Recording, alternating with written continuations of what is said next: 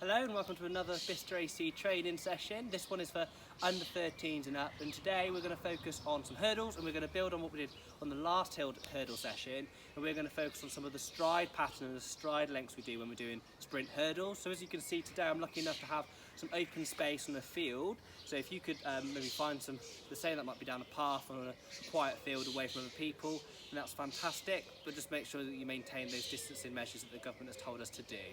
So before we start, as always, do the warm-up, follow the warm-up video or the list of warm-up drills on the training guide. It's really important we do warm-ups today because we're doing some full flight, fast sprinting. So you need to be nice and warmed up to make sure you run fast enough, but also that you don't injure yourself.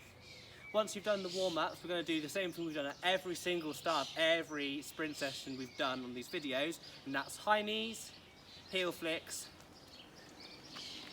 straight leg runs and combinations, and we're going to do the same every single time. These are important to, one, warm you up, but two, it really practice those techniques that we were focusing on our last sprint session.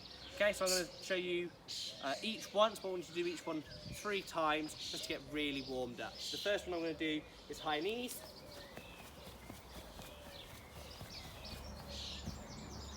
So remember, we've got knees up and toes in dorsiflexion. When we're doing that, we're also using our arms like we're running.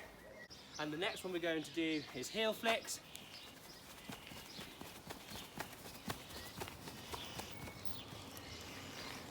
Again, remember, we've got heels up and toes up. So we're nice and high underneath our bottom, and our toes are again pointing up towards our shin, upright and using our arms like we're running.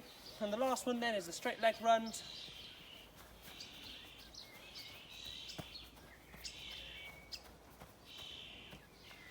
And remember, that one's focusing on the mid front part of our foot, tapping the floor, bouncing off quickly, still using our arms with a bend like we're running, and a nice straight upright body. And then the last one, to kind of put those 3 together to make the sprint cycle, we're going to do some high knees, link straight into leg runs, link straight into heel flicks.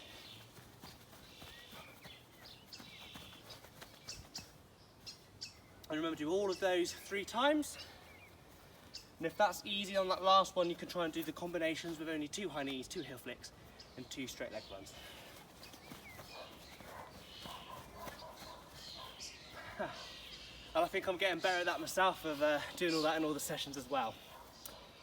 Okay, so today we're going to focus on some stride patterns. Now, when we're doing a hurdle sprint, the aim is that we have 3 strides between each hurdle. Now that means we do 3 steps between the hurdles, and that means that actually our feet have touched the floor 4 times from landing from the first hurdle before we take off for that next hurdle. And that's really important that we practice that stride length, because that will improve our rhythm, that'll improve how we clear the hurdles, and also improve our speed over the full flight of hurdles. Now, it's quite hard to keep that 3 strides every single time. And as you'll probably notice soon, is the distances between each hurdle is quite long, so we need to be very fast and have quite long strides, but also we need to be under control to get over the next hurdle. So today we're going to practice exactly that. So if you could find some cones or some blocks or something that's nice and low, no higher than about your ankle height, you're going to mark them out at the target hurdle distances, and then we're going to do a couple of sprints over and try and get over each of those hurdles with 3 strides in between. So hopefully you can see I've got some blocks of wood set out on the grass. They're not too clear, but I can just about see them. Now, the distance for you guys to go over the hurdles will vary on your age and if you're a boy or a girl. They'll range from somewhere between 7 metres to 8 metres, gap between each hurdle, and the space between your start line and the first hurdle is a bit longer at around 11 or 12 metres. Now, if you look on the training guide, it will tell you the exact distances you should be aiming for, and I'll also make sure I post it at the bottom of this video as well. But for example, what I've set up today is 12 metres to the first hurdle and 8 metres between each one, which I think is an under 15 boys distance. So what you're going to do is go down to the start, stand in start position, remember all those techniques we've discussed. You're just going to sprint as fast as you can, trying to get 3 strides between each hurdle. I'm going to have a couple of goes, but make sure you have a nice long walk back after each one so you stay nice and rested and you don't tire out.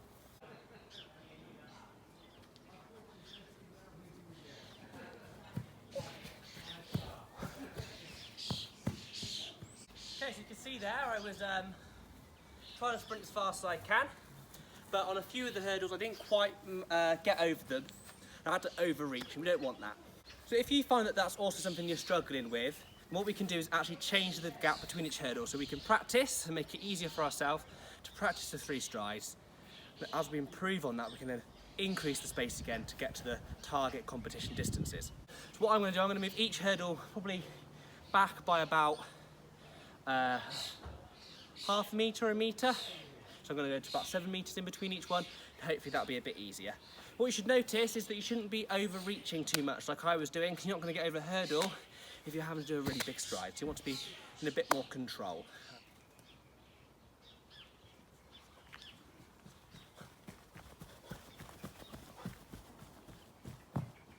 Okay, so hopefully you saw that was a little bit easier that time. So I didn't have to overreach, and I got 3 strides in each gap quite perfectly there. So you want to aim for obviously 3 strides between each one. You want to try and maintain your sprint technique as we've done that. So remember the knee up, toe up action, arms upright posture, and also heel up, toe up as well. And you want to try and make sure it's a constant rhythm. So you didn't see me stutter, you didn't see me change my stride length either. So you want to have a nice equal rhythm between each hurdle, and hopefully that's something you can practice on and achieve. So to have as many goes at that as it takes until you've got the right distances, but try not to do any more than about 6 attempts yet, because you will tire yourself out.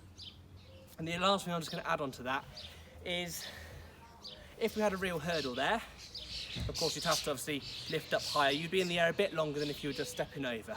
So if you feel under control, start to try and do like a mini imaginary hurdle technique over the blocks. That might actually make it easier for you to achieve the 3 strides between each hurdle. So once you've had a go at that, make sure you've had a nice long rest between each one, otherwise you'll be very tired, and if it's nice and warm then you'll be sweating a lot like me.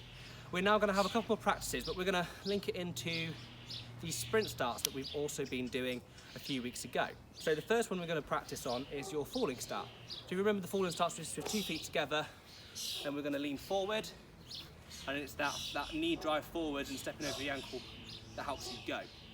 So we're going to have a couple of practices with your falling starts, then we'll move on to something else.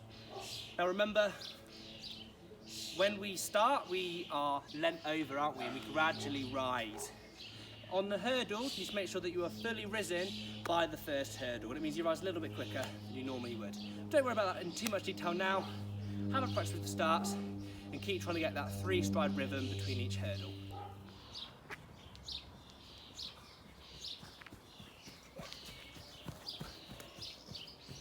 There you are. And again, I achieved 3 strides between each one. It was not too bad. I had a fallen start that time. Hopefully you see that I was leant over as I started, and I gradually rose up so that I was upright for that first hurdle. Now I'm starting to get quite close to the next hurdle. Now we don't want to be close to the hurdle when we try and clear it, because it will just hit the hurdle. So you want to have a bit of space between each one. So if you notice that now that you've practiced a few times and you're getting fast because of the start technique you're using, you might have to re-extend those hurdle distances.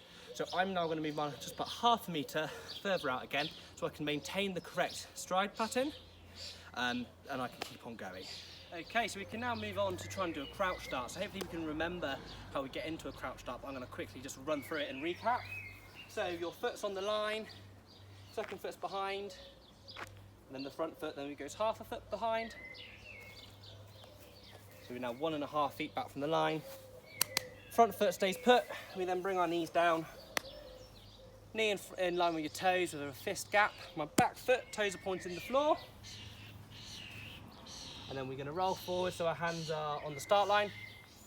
And then on the set position, I'm going to raise my hips up so they're just above my shoulders. Both my legs are still bent, my front leg is at 90 degrees, my back leg is at 120 degrees. And I've rolled forward a bit so my shoulders are also above the start line. Now I know that's a lot of information I've just said there, but hopefully you've already practiced that on the previous session. And then remember, when we start, we're going to push off and gradually rise, ready to go over the hurdles and have 3 strides between each one. So we'll have a couple of goes at this. Again, for you, maybe have somewhere between 3 and 5 goes on the crouch start, and then after that we can move into just some hurdle walkover drills back in our garden like we did last week.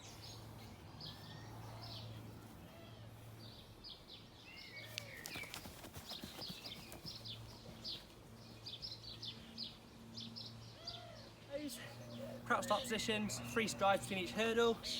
And remember, if you're finding that easy and you've got some equipment that can make the barriers a little bit higher, then feel free to make them higher as well. I wouldn't go any higher than knee height for now, because we're trying to focus on the stride pattern rather than the hurdle technique. But you can move all those hurdles up to about mid-shin height or even knee height if you want to challenge yourself. I wouldn't do any more than about 4 or 5 hurdles for each one. You don't need to run too far. And hopefully in total you've done no more than maybe about 15 to 20 of those runs. Kind of setting it up and practicing everything else. Make sure you have a long rest between each one. You don't want to get too tired out. But we'll do the last crouch start position. Try and get 3 strides between each one.